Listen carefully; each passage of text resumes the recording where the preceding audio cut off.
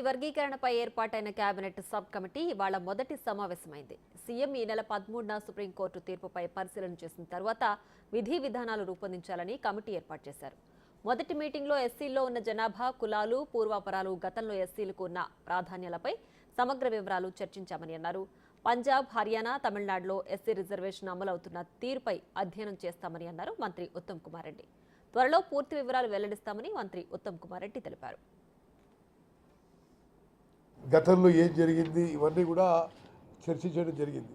దీని పూర్వపరాలు ఏ విధంగా ఉన్నాయి, ఎట్లా గతంలో ఇది ఆర్డినెన్స్ అయింది, ఆ తర్వాత యాక్ట్ అయింది, ఆ తర్వాత కింది కోర్టులో కొట్టేయడం జరిగింది, తర్వాత సుప్రీంకోర్టులో ఏం జరిగింది, తర్వాత ఏ రాష్ట్రాల్లో, ఉదాహరణకి ఇప్పుడు పంజాబ్, హర్యానా, తమిళనాడులో ఇంప్లిమెంట్ చేయడం జరుగుతుంది కేటగరైజేషన్. సో ఆ రాష్ట్రాలు కూడా ఒకసారి పరిశీలించి మరి వాళ్ళు ఏ విధంగా చేస్తున్నారనే విధంగా కూడా